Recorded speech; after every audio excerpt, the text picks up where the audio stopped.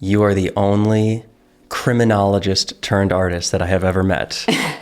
Yes, I'm very interested in the macro, how society functions. How many of what I thought were my beliefs are actually maybe not mine?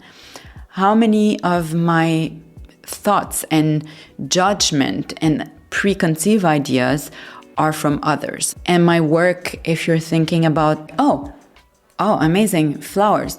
You look closer, they're really just marks, and your brain goes into associating with flowers. It's transparent. Well, is it a mirror? Is it a wall? Is it just a line on a canvas? So I really love pushing those tiny elements.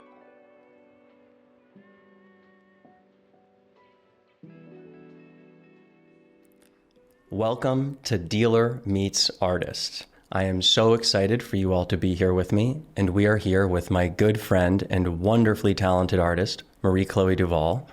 You've had a really interesting run in the art world this past few years. You've had solo shows all across the US, Canada, and Europe.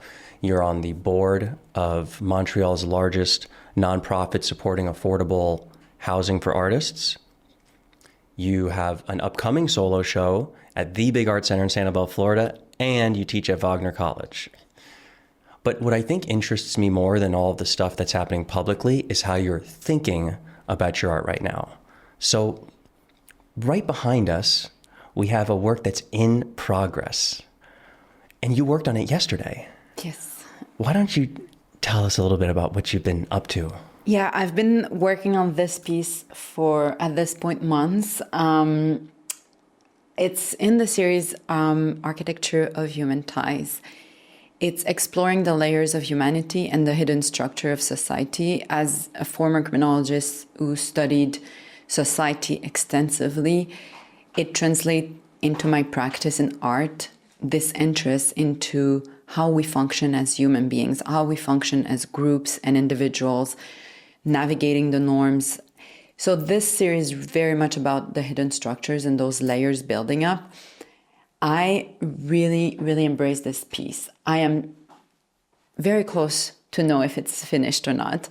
The reason being that the series started with oil pastels on wood, smaller, where structure meets organic, more natural elements.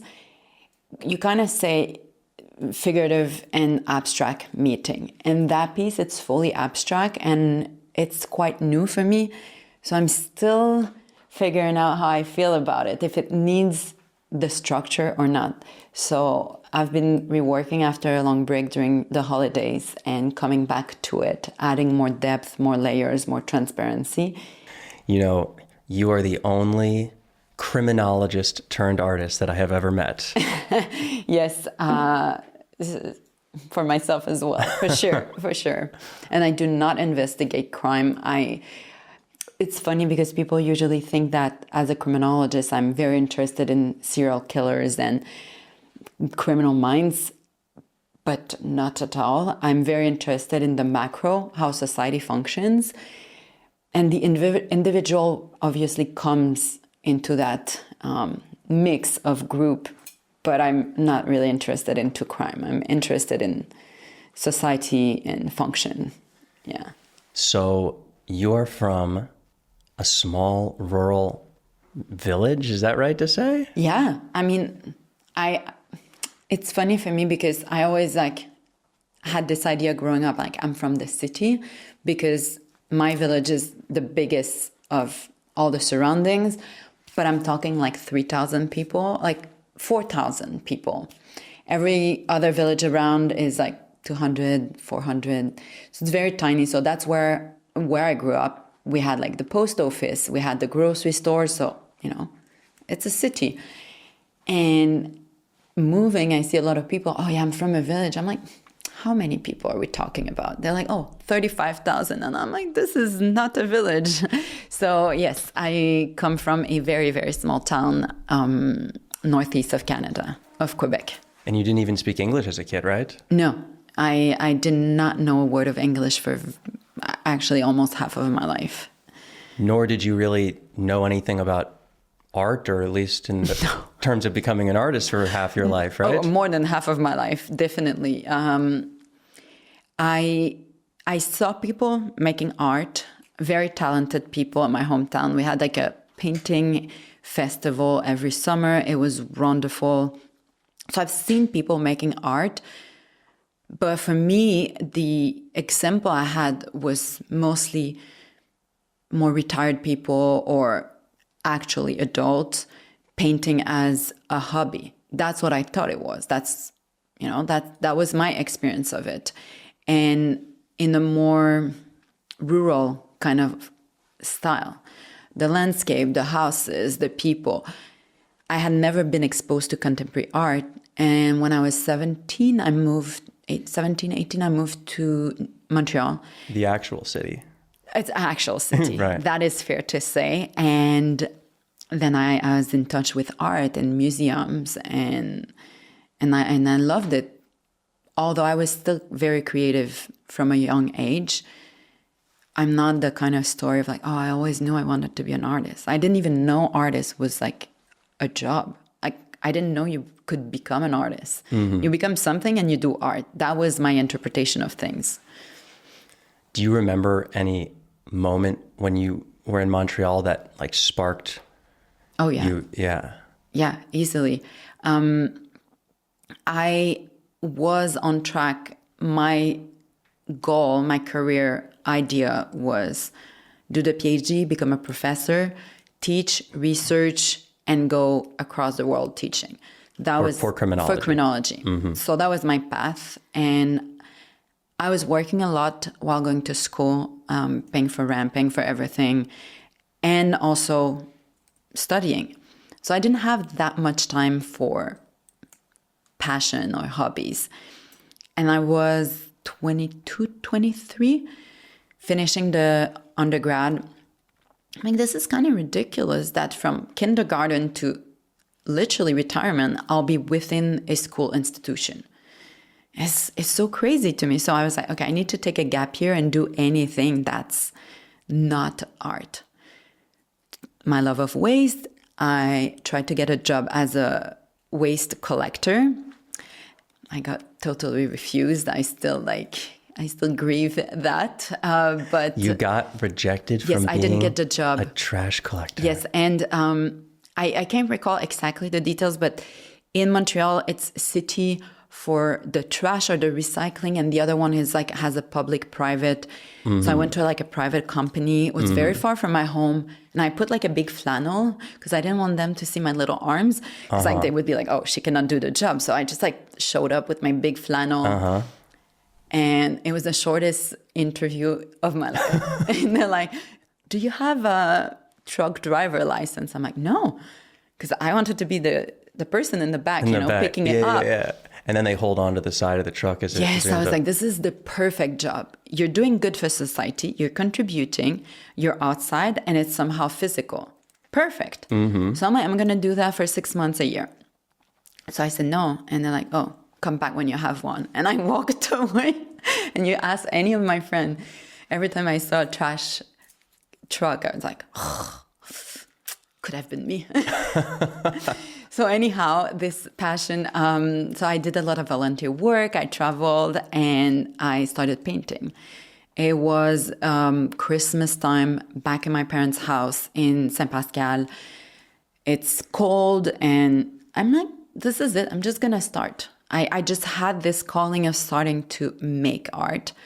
And I took leftover wood, paint from my children's bedroom, just started painting, and that became like obsessive. Like I could not stop. And then I was gone for a very long time traveling, came back, started the master, and I was painting and I was writing stats paper, painting stat. Gosh, you must have been busy.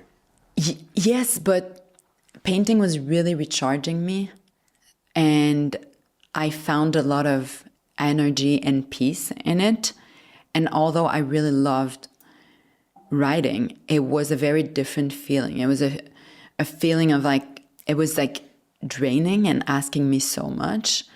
And yeah, and I started showing and sharing it. And yeah, then the rest is is basically I enrolled to the PhD. Things were happening. And I called my director and I said, I'm going to take a gap year and I'll enter next year. And that was 2016. And I don't have a PhD. Year 10 of your gap year? Yes, I'm a tenure now. Do you remember selling your first piece? Oh, yeah. Oh, it was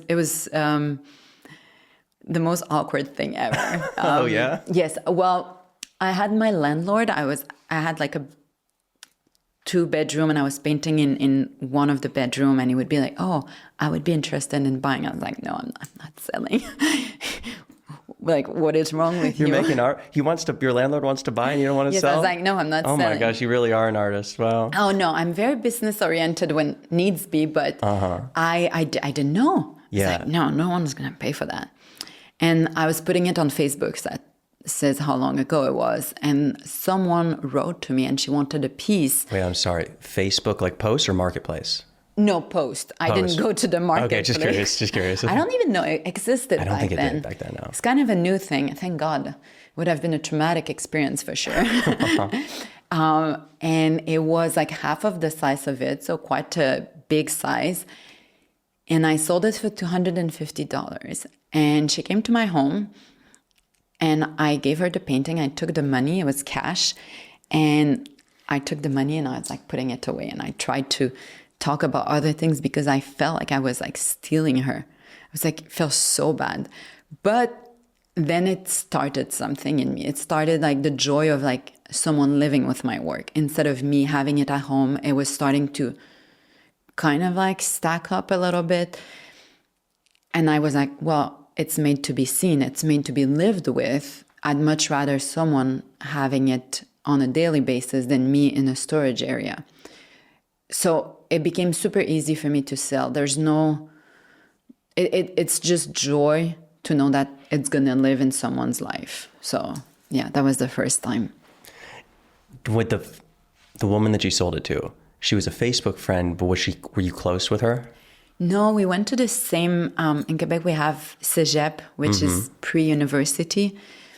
We knew each other, but we're not close. So that really was a big moment because I was like, oh, it's not only my mom and my dad. That's why I find that so interesting. People want to put their hard-earned money into what I'm creating. So that was a very important moment.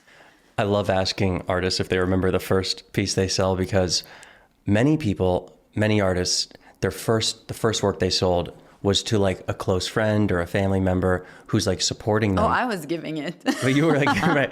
So you want to take it. Your first sale was like a real sale. Yes. And I went back to my landlord. I said, I'm selling now. And open for business. And I cashed the check and I framed it. And it's somewhere. I still have it in my studio in Montreal. Oh, yeah? A cashed framed check. Oh, I love that. Yeah. I love that. So, memorable, for sure. Speaking of societal structures, there's a great work you have that's behind you that's of a T-shirt. Well, it's a monoprint of a T-shirt, right? And you said something really interesting about what you were thinking when you did that. Yes, it was a declination of the series Overthink, which I made about this whole idea of kind of like feeling that my head and everyone's head was a box. And I just felt like the physicality of the enclosure and wanting to get out of your head. None of my work are gender or it's a human. You can't know who it is. It's just another human. We're all together. And I used the symbol of the T-shirt, finding it very ironic that we all wear T-shirts. We all wear white T-shirts. I have one under my turtleneck. I buy mine for $1. Someone buys them for $1,000. They're still coming from the same place at the end of the day, while actually they carry a lot of social status. And I find it extremely interesting. So taking those white T-shirts and making monotype with it was a declination of that series, talking about humanity, individuality, and symbols and codes. And what's funny is that T-shirt that you found the T-shirt, right? Someone gave it to Someone me gave or it- thrifted. Who knows? Well, like when you thrift a T-shirt, it could have been a $5 T-shirt or a $1,000 T-shirt. It could end up in the same place. Yes. Comes from the same place, ends up in the same place. 100%. 100. And to that regard, I have like a very strong interest into trash. I think it's an amazing system, and we never think about it. We never think about who picks it up. We never think about where it goes. Well, we should, but at the end of the day, it functions.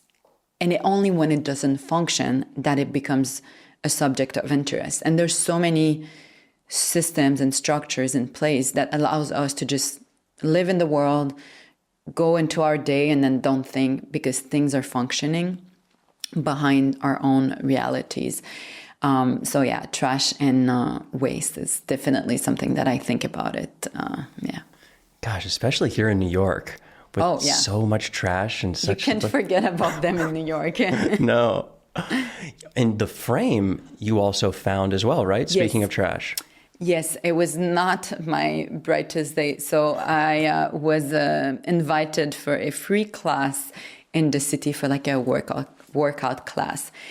So I'm already going for free, and I found this massive frame, glass, it's huge, and I have to show up to that class with like, oh, could you keep my trashy frame while I do this free class of yours, and then I'll pick it up at the end. So like drag the whole frame from Greenwich Village to Bushwick and reframe my piece with it. That is like Yeah. the most life of an artist thing I've ever heard. Oh, I feel like I'm a donkey 80% of my time, carrying things around. If it's not material, it's a finished piece, or there's always something to carry to another location. Yes. Yes, I've taken the train with massive stretcher bars. Oh yeah, like some of the yes. ones we see in the studio. Oh, yeah, like we're talking like 90 by 70 inches. Oh my gosh. Yes. Can't believe you can get that through the subway doors. My mom did, she was with me, and she did warn me a few times that I was bumping into some lights. Yeah. Yeah. I didn't pick the peak hour for sure. I was very smart about my Okay. moving moment. Earlier, off camera, you said that you don't dress like most artists dress. And I think in many ways, you're not what people expect an artist to be. What do you think people expect an artist to be? Well, I find it extremely funny when someone says that, because that's my question to them. I'm like, what is an artist like? Like how an artist dresses? Like, it is so strange to me to have an idea, because at the end of the day, it's a person with a passion that just kills it, like just works at their passion. I do dress a little bit more chic or kind of like dressed up. I really like it. It might just be me overcompensating the fact that I literally wear the shittiest, dirtiest clothes all day. So when I go out, I'm like, okay, this is time for me to like remove I don't know how you call it, but The smog. overalls and smog. Case in point right behind you. Yeah. So funny thing, I had a smug. Smog. A smug. But say smog. I like that. I had a smug.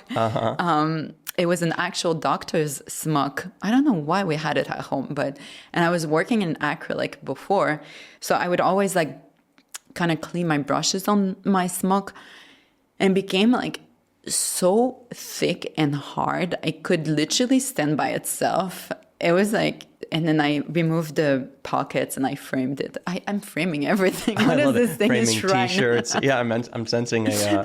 There's a trend here. Yeah. And okay, so it's interesting. You mentioned you painted an acrylic, and now this is oil. Yes. And that you've transitioned to oils. Yes. I transitioned to oil 4 years ago. It was terrifying. I literally didn't have intention of transitioning into this new medium, but it was there accessible. And I'm like, oh, I'm going to try it, see how it feels. Everyone's talking about oil and how velvety it is and amazing. And I'm like, oh, okay. But acrylic, as you know, dries extremely fast. So the way I was working was adapted for 7 years into that, the layering and everything. Now I'm there in my studio in New York and I have like no idea how to paint. It was like a whole relearning process. And it was wonderful. And I might change, who knows? But it's been such a joy. Like more able to merge together the colors, create more layers. And I'm still learning, obviously. In the whole spectrum of thing, it's still pretty new. But other funny thing that happened at the same time is the fact that I was a black and white painter solely for those 7 years. A few times a little block of color here and there, but very contained. And then I started using color. I started mixing my own blacks and making them cooler or warmer, and then extending and stretching that cool into the blues, that warm into the reds and the browns. And then color started happening. Like, that's a funny story because I was always painting in black and white. And one day I'm at my parents' house on holiday and I'm painting in color with whatever is left from the house. And my dad comes down, he's like, and he calls me Clo-Clo. So he's like, Clo-Clo, are you okay? And I'm like, yeah, what's going on? It's like, well, you're painting with colors. Like, is everything okay? And I was like, oh, okay. Like, that was funny. That's the opposite of what most people say. Usually say, I know. You're painting in colors, now it's all black and white. Are you depressed? Yes, exactly. So that was very funny. I was like, no, I'm good. You also brought up a really important PSA about oil paints when we... What's a PSA? Public service announcement. Oh. About the flammability of oil paint. So if there's any artists listening to this, please tell them, because maybe this might save a studio or two. But I would hope they know. Well, you said you knew someone whose studio burned down. Yes, but maybe they forgot. I don't know if they didn't know. True. But well, it can be a reminder for everybody who may. Yes, and I'm very, very strict with my student. I'm a strict teacher. But on that, I'm extremely strict. Any rags or napkins or towels that has oil and Gamsol or any medium, and then if you just put this like in a little bowl and just leave it, it's very flammable. So you have to put it in a safe container, which is metal without air, without oxygen, or you just unfold it. I'd rather put it in a safe container. Yeah. Because it is really flammable. It happened to the mother of a friend who was oiling her floor, not related to artists, left the rags, and then it caught fire. So, PSA. PSA. You heard it here first. If you paint with oil, either spread out the sheet so the oil can evaporate. Just get a container. Just get a container. Yes. Just get a container. And don't smoke cigarettes while you're painting. Well, some of them might have a difficulty if we're going back to what looks an art like an artist. True. So earlier you mentioned you started in black and white. Why don't you take us through your artistic journey? And I know you don't like labels, so I apologize in advance, but you do have names for some of your series. Yes, of course. So start with painting with Montreal through here. And I may cut you off if things get interesting. Yes, cut me off, no problem. Oh gosh, so interesting thing now that I don't do that. I really work in series, like expanding one series until it comes to the next. Previously, for the most of my career in black and white, it was 5 series in conjuncture. Was it figurative? More figurative, for sure. More figurative. Oh, and real quick, do you remember the first painting you sold, what that was of? Oh, yeah, 100%. Do you have a photo of it too? It's okay. It's not a big No, deal. I don't. It's fine. That makes it better. It's a mystery. It's a total mystery, and it's a total, like, I haven't backed up my computer in 687 days. Maybe 900. reminding you. I keep Sure. getting... So, yes, I lost it. But it was like a very narrow thing, and like it was a very tall painting, and it was a woman on the side and hair. I was doing a lot of figures.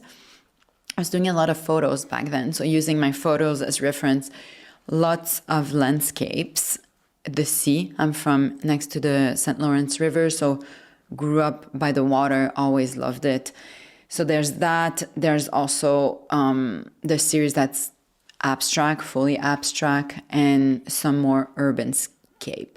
Funny enough, when I'm doing the series, I Will Never Walk Twice in the Same Crowd, and it's a crowd and people walking, there's no sense of urbanity or city, but it's very much a crowd in a city and the idea behind it. I'm like, oh my God, I was doing that 8 years ago. I'm still doing the same thing. It's still so connected to those first paintings, but evolving. And before, as I was saying, it was 4 series kind of evolving together. So I would work for a few months on a series and then go to a next, because the environment really inspires me. So if I'm more in nature, that's what I felt like painting more. And then I would go back to the overthink series and then to the abstract. So they evolved kind of in parallel for many years. So the beginning of the series till the end, there's years passing, which makes it quite interesting to me to see the progress within that same subject matter per se. And I would say that my recent work is a very good example of that, starting with the I Will Never Walk Twice in the Same Crowd series, where it's very bold. It feels like I was a German abstract expressionist painter in my body doing it. It's very intense. And I felt like I wanted to take those human beings and like collect them and offer them as a bouquet of people. And it started this idea of, and I was like, oh, what if I was like, so I started sketching and sketching. While I'm doing this series, this idea is already planted.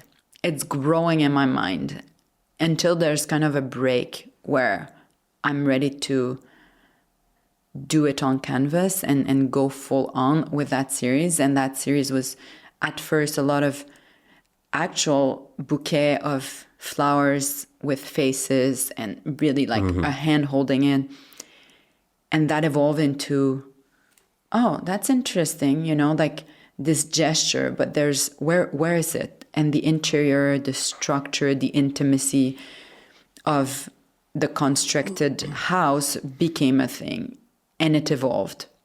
And that became, you know, the series kind of became evidence of us moving into architecture of human ties. So although it's very visually different, for me, it's such a clear continuity. And not even just that, but within that series, there's always like a weird painting or 2 weird paintings that are popping, that are not like super tied to the other ones. Like I would never put them in a group, in a solo show, because I'm like, oh, it's kind of like the random element. And then I go back and see like what I was doing like the last 2 years in the series and what I'm doing in this current series. And I'm like, she was preparing me for that series. Like she needed to come out. I didn't know why, but I just let it happen. And they're paintings that are just coming out. I don't think about it. It's just, oh. And it's little seeds being planted for what's next. And I know that you work on many paintings at the same time. Yes. Used to be worst because Really? I have,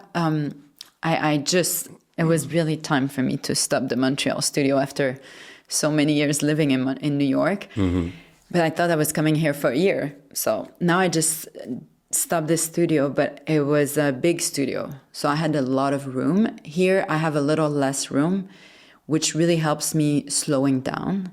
And it's something that I've tried to achieve many times. That's one of the failure. Now I feel like I really embrace that slow pace and that time for looking more. But I still work always on at least 2 paintings at a time, just for the sake that I need to look at one.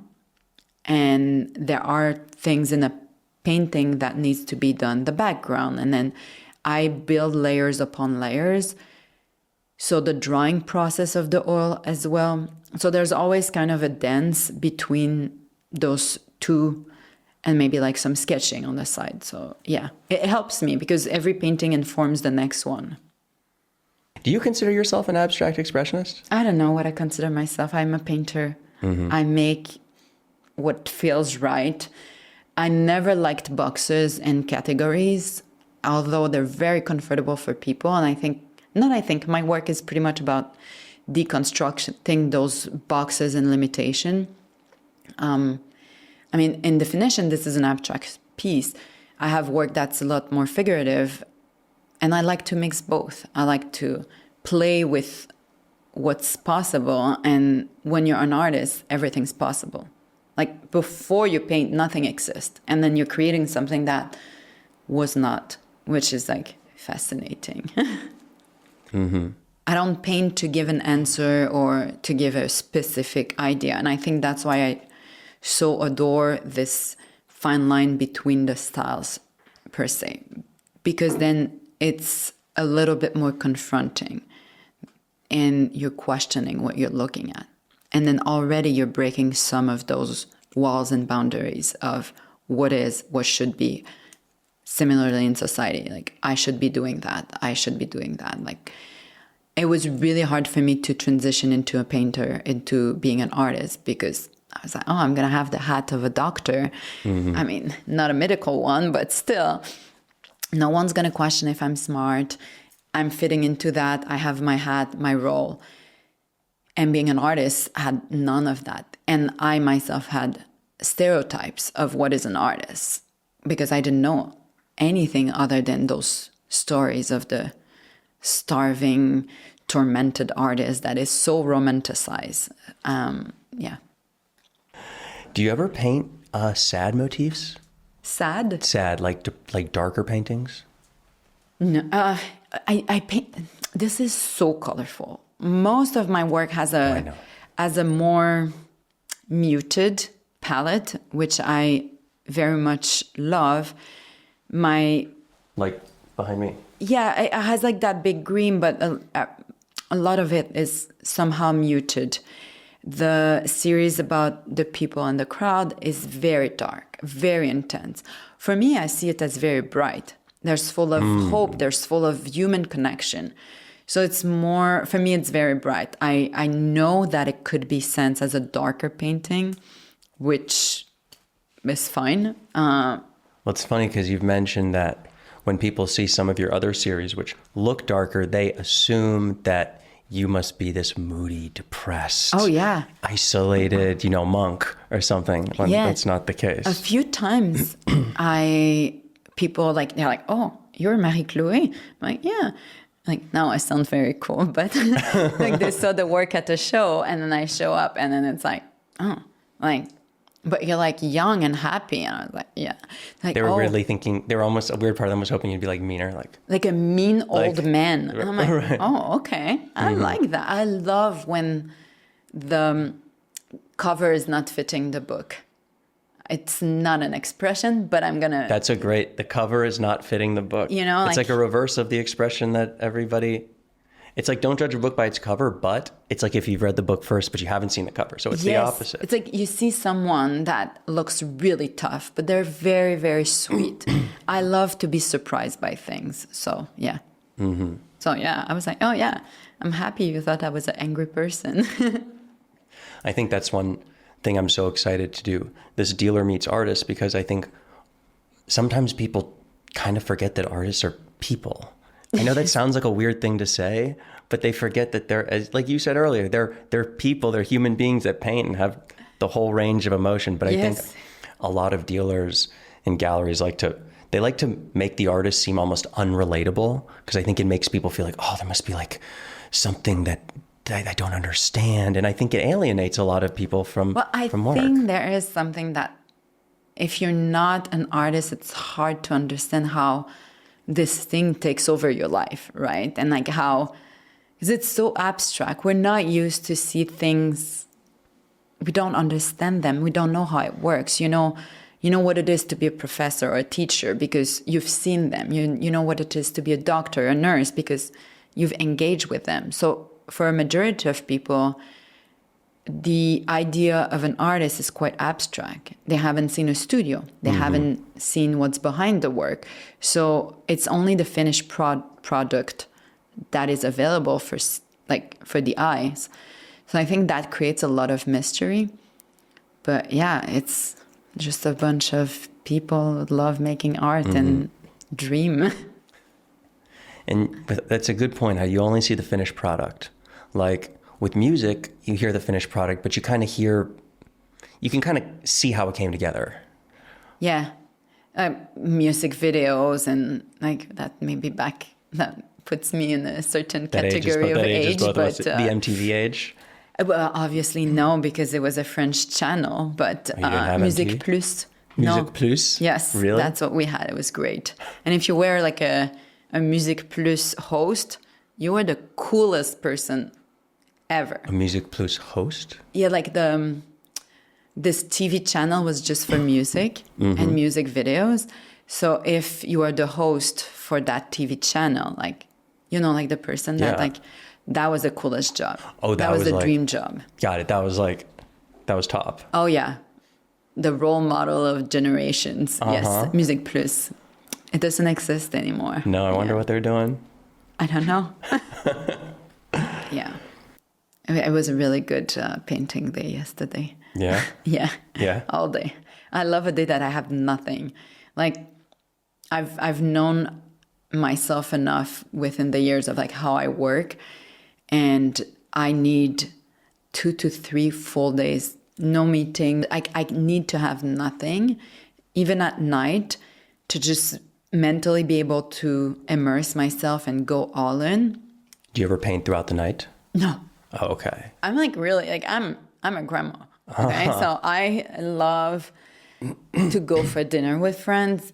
But if you text me past like 8, I probably won't answer. I mean, I'll answer. I'll tell you I'm a grandma, but no. Do you listen to music when you paint? I go to phases. I go to like total silence, to podcasts, to shitty TV, to, you know, like sometimes I just need, you know, a little pep. So I'll be like listening to my running playlist. That's like big techno. And I'm like, then sometimes it's super classical. It varies. Yeah. Yeah. It must be a wonderful feeling to have just the void. It's so good. Yeah. I compare it to like, I do a lot of sports. Like I'm a very active person. So if I'm skiing like backcountry or if I'm like mountain biking, there's this very, very similar feeling of presence and absence. And you're so focused. Like if I'm mountain biking, I literally could crash in one bad tiny thing. So the focus is extreme. There's no thoughts, nothing. It's like a total void and you're just in motion. And it's just so good. That's why it's so addictive. Yeah. Usually when I get grumpy, people that are near me, they're like, go paint or go run. It's one of the two that will save my mood. You mentioned in your life you've been rejected from many things that you've tried to do. What kind of things? Yeah, just for the audience, my success rate is not bad, but no, it's not bad because I applied to a lot of things. I think just because people see oh my God, she's got her own studio, she's doing, and by the way, also, we'll get to this later, you're doing giant corporate partnerships with Gap and international summits. So it's easy to think, oh my God, it's like, yes. Because artists can get discouraged when they feel like someone's just waltzed into success. I have like I tell everyone about how hard it is, but I also work nonstop at it. And I have been for 10 years. That's not that long in terms of like an artist's life. I'm still very young in my career, but I have devoted every waking hour to that. So there's going to be roadblocks for sure. There's going to be failures. I don't even call it failures. I'm learning. But I do apply to, I cannot tell you how many open calls. I reach out to people. Mostly I never hear back. But then when I do, I'm like, oh my God, it happened, you know? And it's how it's happening for everyone. There's so many things you don't see as you say. But one of a funny story is like after I finished the master painting for like a year, I'm like, I'm going to do a master in fine arts. I have 1 year career. Okay. I'm like, if I'm to go back to school, I'm going to go back to the best master of fine arts in the world. So I find the top 5 schools, like Royal Academy of Art in London and like Art Institute in Chicago. And then the letter starts coming. No. I'm like, the next one's going to be good. And then it's like just a bunch of no's, obviously. And I was like, I'm going to prove them wrong, but not in a cocky way. It was just like, okay. And I made a collage of it. That was a very bad collage. You made a collage. It was such a bad collage. Oh, yeah. I kept all the letters. I made a very bad collage. And yeah, that was it.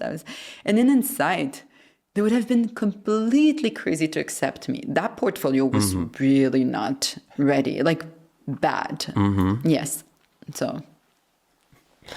That's funny. It's like, well, I didn't even want to go there anyways. Yeah. It's not no. I didn't even want to get my MFA from Yale. Like, who cares, right? Right. I don't know if I applied to Yale, most probably. Totally unrealistic, but, you know. You got to be a dreamer. Oh, yeah. I mean, I'm an artist. So if you're not dreaming a little bit, it's good. You mentioned earlier that you paint to connect. What are some things that collectors or people that have looked at your work have told you that have really stuck with you? I would say that a lot of things, but that one that really stuck with me, I had just finished the master. This first year of me painting, I work in a restaurant on Sunday mornings. I'm serving brunch. And you're in Montreal at this point? I'm in Montreal. And there's this couple that keeps on coming every Sunday. So we develop a waitress client relationship of like, we're friendly, you know, they're really cool. And I'm a very happy, bubbly person. And months later, they know that I'm a painter and they ask me, oh, can we see? So I show them black and white. And then they come back and they tell me, oh, that's not what we thought you would be doing. Like, they were not sure about my work. They were not sure if they liked it. And I was like, oh, okay, you know, you could have kept it to yourself, but whatever. And then they take me and they're like, no, we didn't say we like it or we don't like it. It was like something like a little negative, but then they explain your job as an artist is to create an emotion. It doesn't matter if it's positive or negative. No emotion, you know, I don't really feel anything. That's the worst you can get. If someone hates it, be happy with it. And it was not that patronizing. I don't remember exactly, but it was like such a beautiful moment of like, yeah, that's true. My job is done. I'm creating an emotion. Like it or hate it. Yeah. Wow. I've never heard an answer like that before. Because most people I talk to and most artists ask that question, they'll give just like a really great compliment that somebody told them. But I go with someone hating my work. Well, I guess you went with someone that made you like think and grow in the way that you view your own practice. Yeah. That's a really good answer. Well, thank you. Are there any artists that have inspired you throughout your practice, or any ones that have really changed your? Oh, yes. Yeah. Of course. Of the big names, what are some? And one thing that I will say is that I really do believe that it was a blessing and not a curse to know nothing about art when I started, because I didn't have any reference point. I didn't know, like I knew the name of Picasso, but did I know his work? Not really. So not knowing anything helped me, I feel like, going with my own voice without any compression, without knowing is it good or bad, and then learning deeply about art after, during the BFA and the MFA was such an amazing moment to understand the work and get very inspired. I love Gérard Richter. I love Monet. Like for the big names, I love Francis Bacon, Auerbach. there's many artists that I love for, if you're going to like look at Auerbach and Monet, you're like, okay, there's a little like double personality here. Sure, yeah. And I love them for different reasons, but also for what painting was for them, for sure. And how about some smaller names? Some ones that people... I'm a huge fan of Wanda Coop. She's not a small name, but she's a very well-established Canadian artist.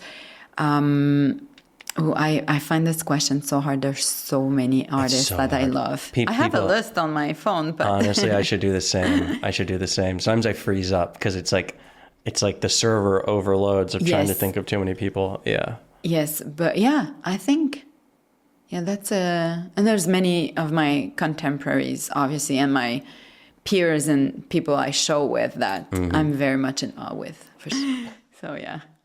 So what are you looking forward to in your practice? Evolving, having fun, working with great people that have a similar vision of growth, and working with people that are willing to talk about what the work means. Because I'm very strong on, I believe that an art piece, for me, I want it to have an element of beauty. I want this to be, okay, it makes me feel something. And then if you want to go deeper and understanding what it means, there's also those level of depth and meaning. So having the right collaborators that want to talk about it and push it as much as I want, keep collaborating with, and I'm not making art, but keep meeting other great artists, people that are passionate about the same thing, and just, inspiring other people to do the same. I love teaching. I think it's been an amazing journey. And I'm doing the alternative art space in my studio in my home, where I have shows for other artists that don't necessarily have a studio space to host or a gallery show coming, but there's new work. So really creating a community that is strong, honest, positive, and just wants to grow. And like a lot of solo shows and residency around the world. Yeah. Yeah. I love that answer. You're doing a lot of really big things, like the Gap International Summit. That was so amazing. That was huge. It was very beautiful. I had done few live painting in the past at corporate things. This was really amazing because they came and picked up my studio to recreate it, to give the experience to people that do not have access, a bit like what we talked about before, didn't have access to seeing an artist studio. So that transposition of my studio and me painting in it, but we went further. I gave a proposal for an interactive painting experiment. And we had, I keep saying we, like I'm so important and I'm many people, but it was like it was me being like, okay, so came up with questions that people could file, answer basically on the spot. So there were postcards with questions and people would write down an answer and put it on my studio wall, and it built up throughout the days of the summit. And that was an inspiration for the work that I was creating at the moment. Then came back with the pieces to finish them at home. And that was giving people, they came in the morning at 8, nothing was there. And then they left at 6. And I'm like, and they would come at the break and see what was happening. So I'm very strong on democratization of the art. And so that was very aligned with what I love to do. Plus, now the pieces are in the offices of Gap. I don't know yet because apparently San Francisco and New York, they're like, no, me. So I don't know where they're going to go. Fighting over it. The two pieces, yeah. I love so we'll see. I'm like, well, I wonder if they're going to have to. There's more. That's right. Damn right there is.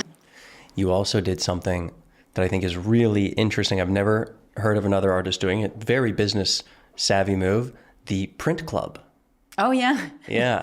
Oh, I totally stole that idea. Oh, you did? Oh, yeah. Well, great artists steal, right? That's what they say. Yes. You know, this little book, How to Steal Like an Artist. I literally just got shown that on my Instagram like the other day. My Law of brother bought it for attraction. me years ago. It was like at the shipping counter thing. Yeah. But nothing, you're not reinventing the wheel, right? And it's a matter of like what you're taking from where and how you're like kind of like collaging those ideas into yours. Anyhow, print club is like, I have done prints and I've sold them, but like very small things.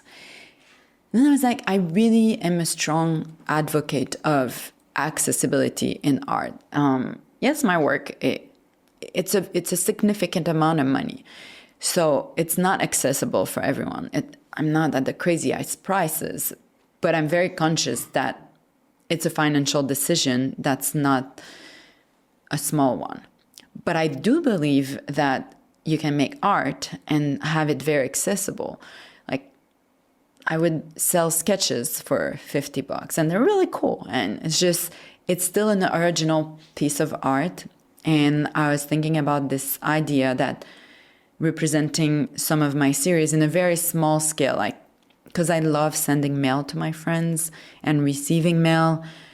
So having that print club that you're receiving a small postcard size every month on the course of 4 months. So you get 4 little prints. And it was very cool. It traveled. I had people in London. I was like, oh my God, I'm sending my work in London. Across I was the like, very pond. cool, across the pond. So yeah, just really anything that keeps things moving and happy, I am all on board for it. That's great. There's so many galleries. There's so many artists, to be honest, that they're afraid of doing anything accessible because they fear, it's gonna, like my work needs to be super rare. They fear it's gonna ruin their market or something. I wish I was them. I mean, I am smart about it, but I don't believe in rules like too tight. Of course, I have rules. Like, if you buy my work here or in a gallery, it's going to be the same price. Like, I don't go back in pricing. I think that's a very important, at least to me. Very important. Because I'm growing and I'm not going backward. And I would never want someone that collects my art that all of a sudden it's different. Like, it's most probably not for what it looks like. It's more like it's not fair for the people. So that I'm very adamant on. But I think having things that are affordable, it's at the end of the day, I want people to live with art. I want people to enjoy it. So why don't we make it accessible for people? And if you're finding enjoyment with living with a small original art piece, then you're growing in your life and you're growing into your appreciation of art. And it's not this big scary thing. Now you're like, oh, I have this. It's amazing. Someone made it. And then the next time it's a bigger piece of art from me or someone else. It doesn't matter.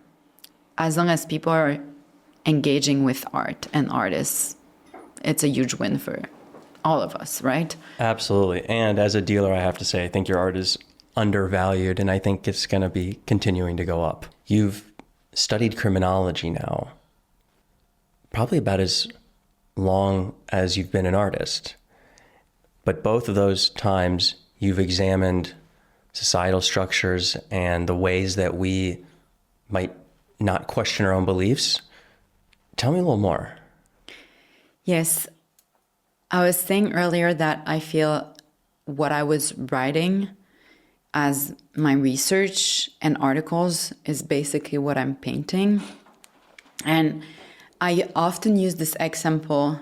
My mom doesn't like banana. And I thought for the longest time, literally, that I didn't like banana until much as an adult, I'm like, oh, let me have a banana. And then I tried it and I was like, oh, this is delicious. What a beautiful fruit. And it was so striking to me. I was like, how many of those things I have done?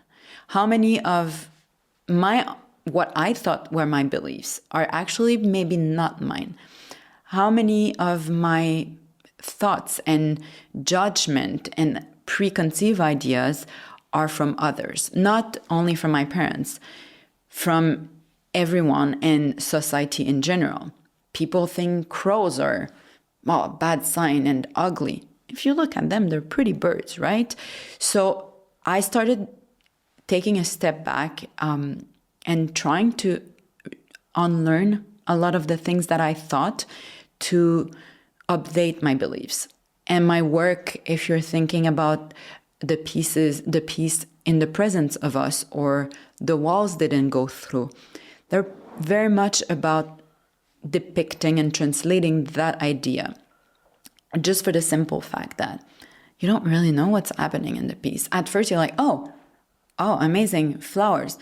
You look closer, they're really just marks, and your brain goes into associating with flowers. And then it seems like a wall, but wait, it's transparent. Well, is it a mirror? Is it a wall? Is it just a line on a canvas? So I really love pushing those tiny elements. I'm not a surrealist painter, but having those elements that are asking the viewer, if you're staying a little longer with the painting, wait, what am I looking at? And I think in life, it should be a lot like that. Asking yourself what you're looking at, what you believe in, how you perceive certain things. So in that way, I see a lot of connection with what I was studying and what I'm doing right now. And if I push it a little further, if I'm thinking about the field of flowers grew in me, it's a painting with flowers growing inside. But you don't know they're growing inside. They're there. There's an inside. It feels like it's an interior. And you have to question what you're seeing. And that was very much inspired by all my research on public opinion. Clash between the reality and the message. And it's been very, very present in my work of those layers. The layers of reality that's perceived and the layers of actual fact and reality. So really playing on that. I was saying the flowers, are they growing inside or outside? Where am I standing as a observer? Am I a passenger? What, the people walking on the street? Am I an observer? Am I taking part of it? Where am I situated? And what are the constructed ideas that I've acquired throughout my life? You know, you speak about the flowers growing inside, and it reminds me of the work you have behind you, which there's the smallest flower growing through a crack. It's behind you. Oh, behind me. It's like, oh, yes. Yes, there's the smallest flower. I don't know if it's on camera here. It's the smallest little flower. I was so happy when you noticed it, really, because it's another piece that really challenges what we're seeing. And the inside is outside, the outside is inside. The little flower, when you're walking, and the resilience of those flowers or plants, some call them weeds. Weeds? Mm-hmm. Yes, growing in the concrete. And you're like, oh, that really makes my day. So I wanted to pay a little homage to that organic moment. I think Tupac actually had a poem about the rose that grew through the crack in the concrete. I mean, I'm pretty sure a lot of people find it beautiful. It's very romantic. It's very romantic. Yes. By the way, swear, I had the same thing with my mom and hot dogs. My mom didn't like hot dogs, and she always kept telling me, I don't like hot dogs, I don't like hot dogs. She just didn't want you to eat them because they're not good for you. And I don't like hot dogs. Oh, still. I'm vegetarian. It's good. Yeah, good for you. It's good not to like a hot dog. A banana is pretty when you do a lot of sports, you're very happy to love bananas. Yeah. It's kind of a must. Yeah. MC, thank you so much for having us in your beautiful studio today. Before we wrap up, I'd like to ask you to give flowers to one artist who you really appreciate. Well, that was a pleasure having you. That was lovely. Best light I've ever had in my studio. So I'm like, oh, okay. I can't do that. I love so many artists. I have so many artists that are my fellows. But I will give massive kudos to anyone who's an artist, because it is not an easy job, life commitment. So anyone who's committing to an artist practice, they have all my flowers, a whole field. A whole field. Yes. And you paint a lot of flowers, so that means a lot. Yes, I do. And if you were going to leave one question for our next artist, what would it be? Because I've been thinking about this question for myself a lot, I'm very curious to hear other people. What or how would you define your voice as an artist? And I think we're going to end it there. Mwah, mwah, mwah, mwah, mwah.